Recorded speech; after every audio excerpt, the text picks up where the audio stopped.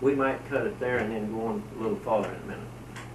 So you were there on a hunting trip with Brother Branham when Brother Branham talked to the storm. Yes, that was in October of 1963, and we were there. That was Brother Branham and Sister Meady's wedding anniversary. We were there. The storm, I think, was the day before that. And were there many brothers with you there? When we went, we drove from Jeffersonville. There was Brother Wheeler, Brother Banks Woods, David Woods, Brother Welch Evans, Ronnie Evans, and myself. And we drove to Denver, Colorado, and got in there late at night, and then we drove through the pass on over to Kremling and met Brother Branham there the next morning. And it was Brother Branham and Billy Paul were there, and then camped down the road from us about a mile away was John Martin, Earl Martin, Jack Palmer, and Bob Lambert. They were camped about a mile away from where we were camped, and we got in there to the hunting area on a Saturday, and Sunday we just around the camp and so forth, and Brother Branham would talk, you know, on this and that and the other, and some of them, I think, went out and hiked in the woods a little bit. And then on Monday was the day they started hunting, and I never forget, it rained, real cold rain that day, and everybody came in. We built a lean-to with a piece of canvas and built a fire under it. And well, we'd sit under there at nighttime on the fire, and Brother Branham would talk. You know, we'd leave him talk till 8 or 9 o'clock at night, and that's kind of the way that we spent our time. And then, so this one morning, we got up early, and it was just breaking daylight, and he said, it looks like it's going to storm. And he said, if it starts to snow, said, you all head back to camp immediately, because you can get lost. That wind will swirl that snow, and you can't see nothing. You can't tell. The only thing is, you know, in the woods, and that snow's so heavy. So I don't know. It's about I went back the other way from the camp, just up a little ways, and I remember those clouds coming in, and they were hanging so heavy in this valley, just like looked like they were so heavy you could just reach up and touch them.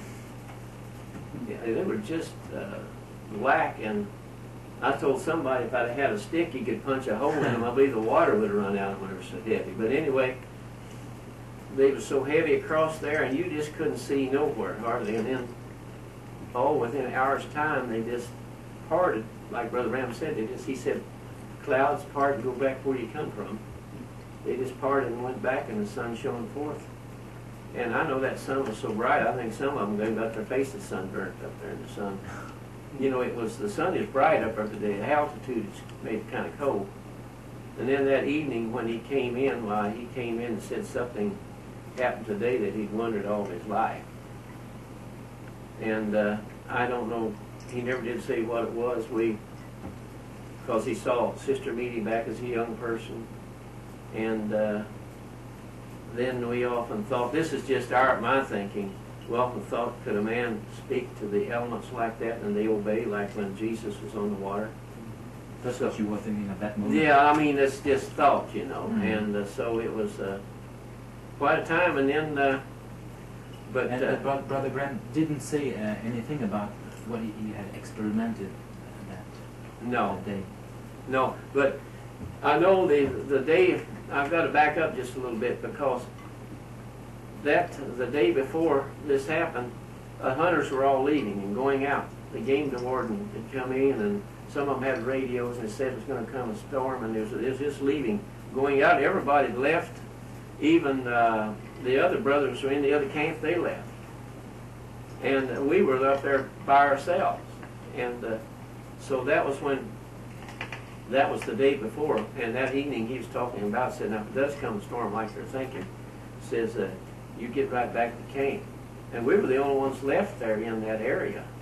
And so then the next day is when the storm came through, and he spoke to it, and it just disappeared. And I remember him and I went to down to Kremling the day following that, and I know we pulled into a gas station and a little market or a rancher's supply store. It was kind of everything grocery and hardware, and he said something. I said, "Look, weather looked like it was going to weather down here." He spoke to one fellow, said, "Yeah," I said, "Sure did, but it's sure strange. It just blew out of here," and it was, you know, they were seeing the results of it. And I think when the Martin boys left, they drove through snow going out of Kremlin that evening, or that night, because it was snowing along the road. But it just parted and was gone, just like he said. And you remember him talking, I believe Tom Simpson was coming from Canada down through, and he said a big snowstorm in that area. It was on the radio and on all the travel reports, and that was, well, it's just hard to understand that we can't fathom at all yet what happened. It was a real experience that taken place. We can say we was there when the prophet was there. And so then we went into town, got some groceries, and we stayed 4 more days. The sun shined forth, we came home, and no snow nowhere. But it wasn't any real big deal at the time, was it? I mean, it just happened naturally.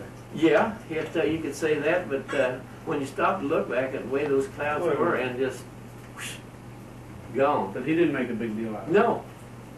No, he's come back and he said, well, something happened today that I wondered all my life. You know, and he's talking about being up in the snow and up there, it started snowing and swirling around, and he had his gun set down against the tree and so forth. And, did he explain all that at the time? No, he told most of that on the tapes, you know, later on. Yeah, but I mean, at the time, it was just something real simple to him. Yeah, right. And later, he told the whole story. Yeah, well, that's moving in simplicity. Yeah. Right.